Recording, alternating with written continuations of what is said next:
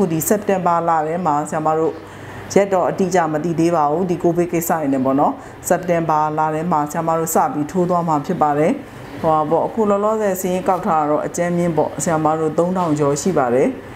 နောက်ဒါကဆရာမတို့ first to second to ထိုးသွားမှာပေါ့နော်နှစ်ကြိမ်ထိုးသွားမယ်ထိုးသွားပြီးရင်သူကတကယ်သူ့ရဲ့ immunity lifelong ရမှာပါနောက်ဒီကာကွယ်ဆေးကသူကာကွယ်နိုင်တဲ့ virus က4မျိုးရှိပါတယ်တကယ်တော့ဆရာမတို့ဒီတအိမ်ကောင်းကင်ဆာဖြစ်စေတဲ့ဒီ human papilloma virus ပေါ့ဒီ HPV ကအမျိုးပေါင်းသူက30ကျော်လောက်ရှိတယ်ဒါပေမဲ့အဖြစ်များတဲ့ပိုးကတော့ဒါ4မျိုးလောက်ရှိတာပေါ့နော်ဒီဘက်တွေမှာအရှိတောင်အရှာတွေမှာပေါ့နော်အဲ့ဒါပါဆို61နဲ့ပိုးမျိုးစားပေါ့61 16 18အဲ့ဒီ4မျိုးကိုကာကွယ်တဲ့ဆေးကိုအခုဟာထိုးပေးမှာပါတိမ်ကောင်းကင်ဆာဖြစ်စေတဲ့ virus ကိုကာကွယ်တဲ့ဆေးပေါ့နော်အဲ့ဒါဒီတိမ်ကောင်းကင်ဆာကိုဖြစ်စေတဲ့ virus ဆိုတာတကယ်တော့ဆရာမတို့ဟိုလိုပေါ့ပြောရမယ်ဆိုရင်တော့ SARS ပေါ့နော် SARS ကိစ္စအစပြုတ်လိုက်ပြီး SARS ကိစ္စရှိသွားပြီဆိုတဲ့လူမှာじゃဒီပိုးဒီကူးစက်နိုင်မှုအခွင့်အရေးများသွားပြီဆိုတော့ကူးစက်ပြီးမှဆိုရင်ဆရာမတို့ကမကာကွယ်နိုင်ဘူး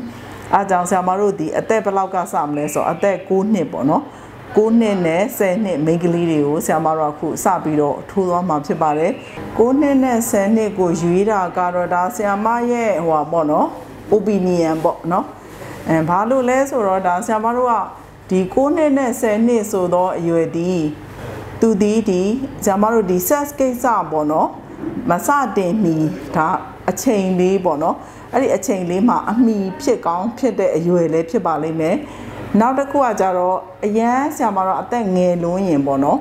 ဒီကာကွယ်ဆေးထိုးတယ်ဆိုတာဆရာမတို့ကဒီယောဂပိုးကိုထိုးပေးလိုက်တဲ့သဘောပါပဲတော်တော်များများပြီးအဲ့ဒါကိုပြန်ပြီးဆရာမတို့ရဲ့ခန္ဓာကိုယ်ကပြန်ပြီးတော့တုံ့ပြန်တဲ့ခုခံစွမ်းအားတွေထွက်စေခြင်းလို့ပေါ့ထိုးပေးလိုက်တာဆိုတော့ဒါဒီ9နှစ်10နှစ်တဲ့ငယ်လွန်းရင်လည်းသူဒီတုံ့ပြန်နိုင်စွမ်းနည်းရင်ယောဂကိုကာကွယ်တဲ့ antibody အပြည့်အဝရချင်မှရမှာပေါ့အဲ့ဒါကြောင့်မို့ဒီအသက်ကဒါအသင့်တော်ဆုံးလို့သတ်မှတ်တာဖြစ်မယ်လို့ဒါဆရာမတော့ထင်တာပေါ့နော်